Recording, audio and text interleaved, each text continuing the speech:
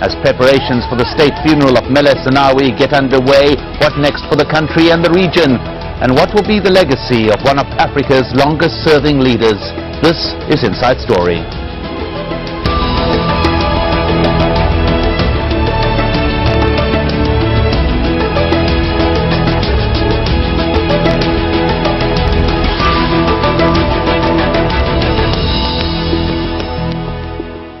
Hello and welcome, I'm Mike Hanna. Ethiopian Prime Minister Meles Zenawi died at the age of 57 after more than 2 decades in power. While thousands lined the streets of the capital to pay their respects to a politician they saw as a visionary and a fearless leader, there are others who regarded him in a less favorable light. Zenawi was a close ally of the West and the US in particular. Ethiopia received nearly $4 billion in foreign aid last year, a total of $6.23 billion from the US alone in the past decade. He was a leader in complete control, and though a carefully groomed successor is due to take over, some fear that in the absence of Zenawi's particular skills, the country could begin to fragment. Mohammed Ado reports from Addis Ababa. Ethiopians mourn their departed leader. Hundreds gathered outside Ethiopia's national palace, where Meles Zenawi's body is lying in state, to pay their respects. It will remain here until the funeral arrangements are complete. He has done great things for Ethiopia. We have seen a lot of change. The best we can do in his remembrance is to complete what he started. Not only Ethiopia, but the African continent has lost a great leader. We pray for him. Meles died of an undisclosed illness in a Belgian hospital after weeks of not being seen in public. Members of his family and senior government officials gathered at Addis Ababa airport to receive the casket draped in the national flag. Thousands of his supporters also came out on the streets of the capital as his body was being taken to the palace. Meles Zenawi has been praised for bringing development and economic growth to one of Africa's poorest nations, but his critics say they came at the cost of respect for democracy and human rights in Ethiopia.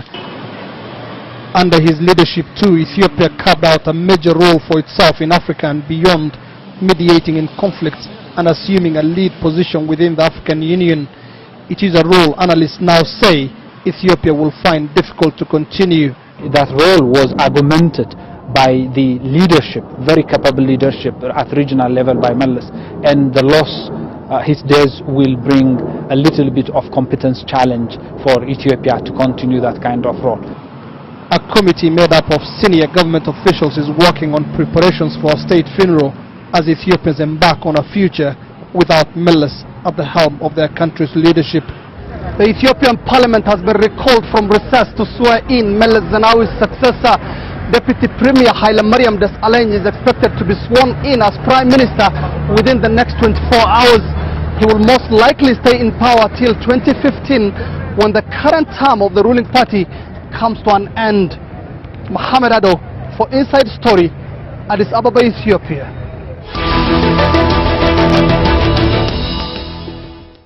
Meles Zenawi was a towering political figure who shaped modern Ethiopia, but the legacy he leaves behind is being hotly debated. His economic policies that mixed a large state role with private investment helped the country achieve economic growth rates of as much as 12.6%, one of the fastest growing in Africa. Despite this, the average annual income is only $1,000. That's about $3 a day. And Ethiopia remains heavily dependent on agriculture, which accounts for 85% of employment. While Meles Zenawi got credit for a remarkable run of economic growth, he's also faced criticism for civil and human rights abuses in recent years. Ethiopia is ranked 174th out of 187 countries in the United Nations Development Programme's 2011 index, which measures life expectancy, education and living standards. Human rights groups have condemned a system in which political opposition and media have been stifled. Repression codified in 2009 by legislation that led to dozens of opposition figures being arrested and numerous journalists charged. Opposition members also accused Meles Zenawi of rigging the 2005 election. In subsequent demonstrations, at least 200 people were killed by army and police forces, and leaders of the opposition group that successfully contested the election were sentenced to life imprisonment on treason charges. So, will there be a leadership crisis in Ethiopia after Zenawi's death? To answer this question, we're joined by our guests. In Washington, D.C., David Shin, former U.S. ambassador to Ethiopia between 1996 and 1999. And in New York, Jawar Mohammed, researcher at Columbia University and political commentator on Ethiopian affairs. Welcome to you both, gentlemen. Let's begin with David Shin. Is stability in Ethiopia guaranteed by this planned succession? Of course, nothing is ever guaranteed, but frankly, I'm optimistic that there will not be a leadership crisis. There is a little bit of ambiguity in the Constitution that allows for a leadership change. It's not entirely clear what the role of the Deputy Prime Minister is, although that individual has now been elevated to the position of acting head of government. But where it goes from here is a little bit unclear. I'm convinced, however, that since Meles apparently knew well in advance of his death that he was ill and would not be able to complete his term, that he has made plans for some kind of a reasonable, stable succession. And I believe that will take place. Well, certainly. New York, that Deputy Prime Minister referred to, Hailemariam Desalegn, was brought in by Zenawi as an advisor a long time ago. He's been groomed as Deputy Prime Minister, Foreign Minister. So it does look as though preparation has been made for the succession. Do you think that this preparation is enough? I also do hope that there will be no crisis that will lead to instability in the country.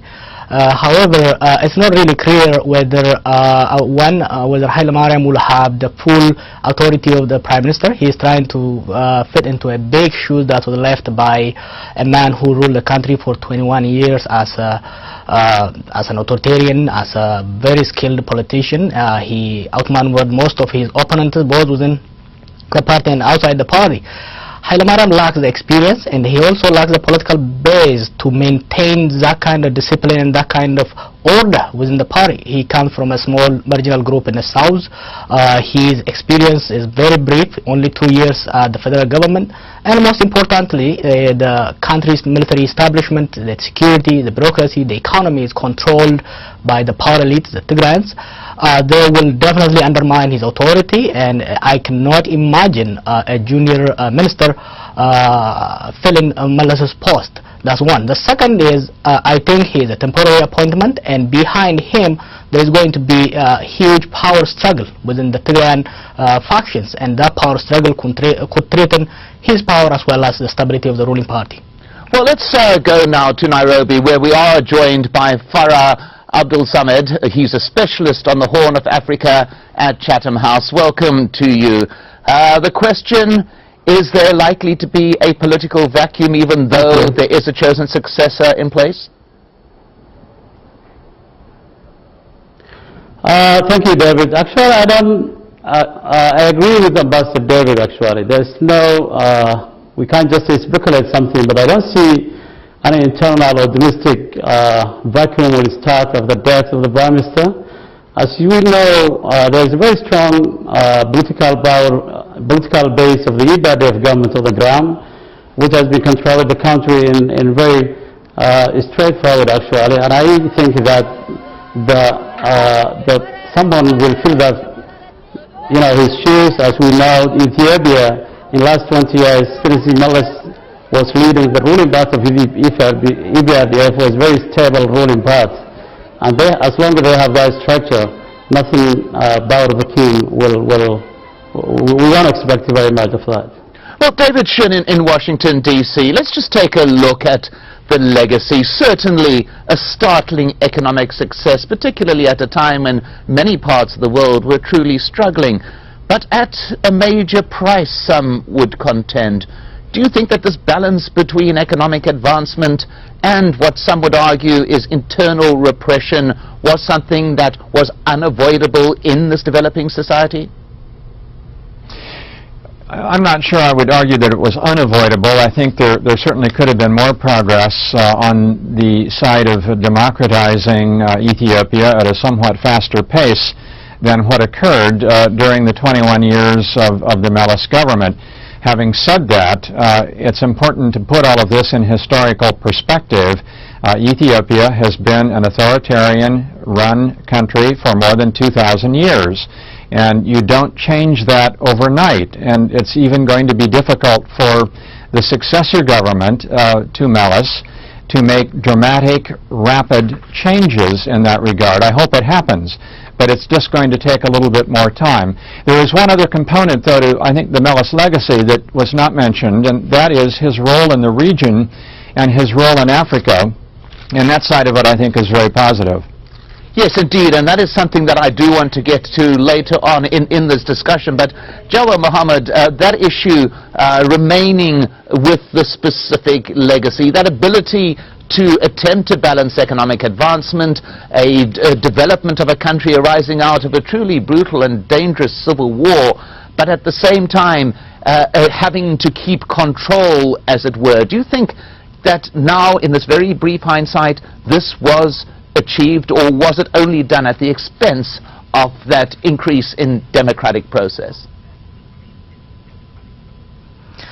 I think Meles really missed a great opportunity to transform the country from its authoritarian tradition to a democracy. Remember, when he came to power, the polarized world ended and the Cold War ended. There was a great support within the international community for democratization. Within Ethiopia itself, after 17 years of civil war, the population was ready to close that chapter and move on to towards reconciliation, towards inclusive politics.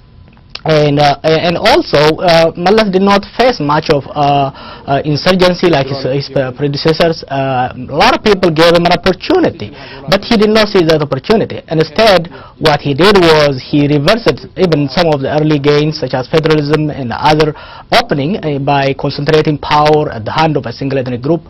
Also by reversing the opening in the press in the democratic progress.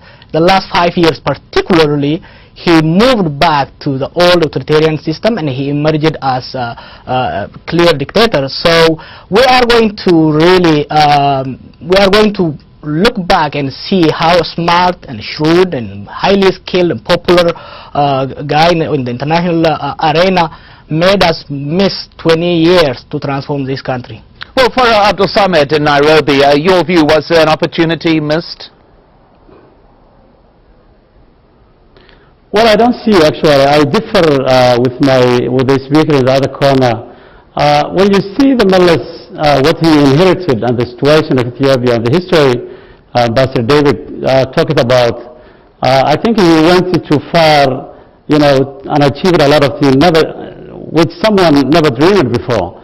We're talking about 2,000 or more than that, autocratic system which the previous regimes of the military and the empire of Haile Selassie never even talk the word of the Democrats.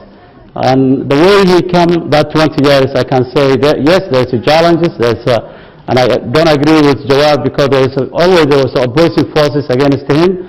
Always there's a challenge in the neighboring country, not only the internal factors, because as you know, Ethiopia is surrounded so many, volatile regions. Somalia was there, Sudan was there, other regions was there always, and Eritrea just most recently. And I say Meles, what he achieved, and the culture of the Ethiopians, and the transformation of the concept of Ethiopianism itself, and the way he transformed equal ethnic nationalities which never dreamed to live together. Well, Jawar Mohammed, I want to get to that point that was raised a little bit earlier, and that is the regional role that was played by Zenawi.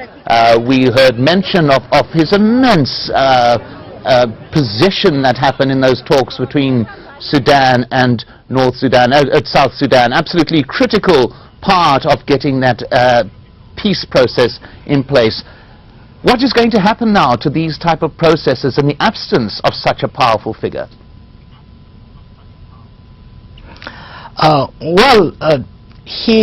no doubt, he was a skilled negotiator, he was a skilled mediator, and he was doing what he was doing both in Sudan and Somalia, mostly because he was trying to prevent those countries becoming a hotbed for insurgency. However, no doubt that particularly in Sudan he played a positive role.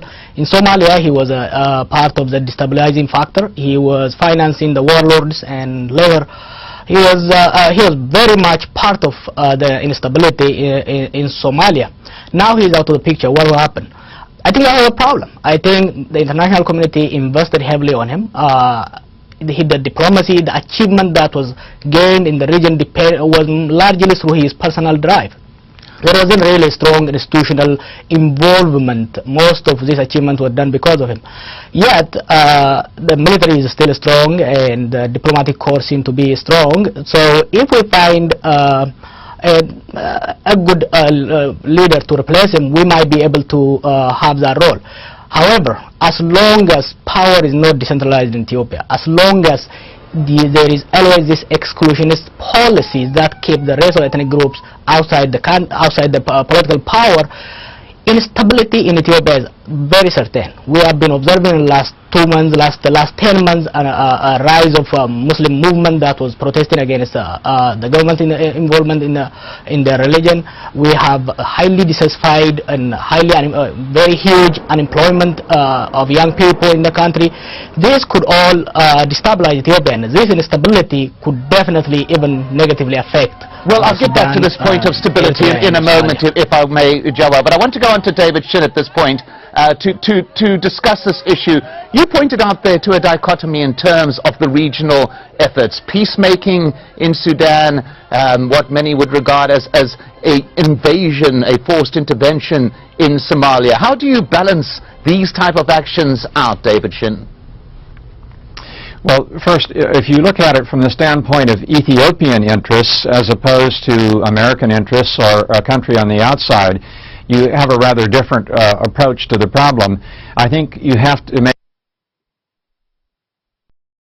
Meles government was doing in Sudan, which was largely focused on trying to help solve a problem, although there was some Ethiopian self-interest involved in that, and its approach, on the other hand, to Somalia, where Ethiopia looked at Somalia almost as an internal Ethiopian security issue because of the large Somali population in the Ogaden area and the links between that population and the neighboring Somali population. So in the case of Somalia, the government was clearly acting on behalf of its own self-interest. And I argued at the time of the invasion in 2006 that this was not a wise policy. I think Ethiopia erred by sending massive numbers of troops into Somalia at that time. So you can look at that in different ways, but you have to make the distinction whether you're looking at it from a strictly Ethiopian point of view or from the point of view of an outsider. Well, Farouk Abdulsamad, how much of this do you think was driven by pressures from the West, from the U.S. in particular? Well, it could be some, but if you look the other way also around, what the Ethiopian and Meles doing currently in the last 20 years was more on national security interest. If you look Somalia, is more dependent on some internal security of the country, where you have a cross-border insurgents which can cross to the country, insurgents of Islamist insurgency, and most recently Al-Shabaab and the predecessor of the Al-Ittihad al-Islami, which has been always was a threat to the national security of Ethiopia. On Sudan side, I think he developed more on building trust between the both Sudanese and also helping the new southern Sudan to stand its feet. And if you look at the way the Ethiopian army played a big role on stabilizing southern Sudan and training or mediating or actually acting in the middle way between the South Sudan. None other country will do that. And that was, in a way you can say, is outside of its interest, but in a way I can argue that was part of the national security. David Shin, I want you to pick up on something that was mentioned a little bit earlier, and that is within Ethiopia, returning away from the region itself, those differences, those divisions that a very powerful leader like Zenawi was able to contain? Is there not the danger that these divisions, these fault lines within Ethiopian society could now begin to crack wide open? That danger exists. There also may be an opportunity here. And the opportunity is that if the successor government does open up the system more to allow some of these differences to be expressed more publicly and more openly and in the political marketplace, you frankly might be able to diffuse some of this pent-up feeling. Now that's the optimistic scenario, and I could be wrong on that, but I think that is the best way out of the dilemma. If you continue to repress these elements, then I think you are going to have a serious problem down the road. Well, Farah Abdul Samad, which way do you think the successor government is going to go? Repression? Or is it going to be that more optimistic avenue? Well, I think a lot of the Bursar and everyone else who is coming in the long term, not only the near term of the remaining years of transition. But I think everyone has to learn a lot of history. The Ethiopian government now, particularly the ruling party, has a long experience and history of the region, of the country, and has been very intimate with the Ethiopian public at large. I think they can learn a lot of things. They can transform these things and the remaining thing. But if I go back to one of the legacy Meles Zenawi has left in this country is a lot of things which is very hardly actually to find another leader from the ruling party to fit his shoes. We know what he has done in the international community, and if you look and what he has done in Ethiopia, the way the Ethiopian has started the policy of ethnic nationalities, and how he always reformed the way of the governing and keeping Ethiopia together, which is very mosaic and very, very volatile, unfriendly nation is, if you look back the history, how the insurgents and rebellion was used to. And if you look the current Prime Minister, the deputy Prime Minister who is soon to take over the place is a professor who has been long time with the ruling party, from the regional government to the national to the foreign policy. And I think he is very, very competent to fill their shoes. And in the short term and long term for the future. If I could just go to Jawar Mohammed on that particular point, though, why should this new government and this new leader act any different in terms of democratization than the predecessor did? Is there any reason why there should now be a greater drive towards greater transparency, greater democracy as the country goes on? There is a growing build-up of tension in the country. There is the majority of the people feel they are excluded. The elite feel they are excluded from the power.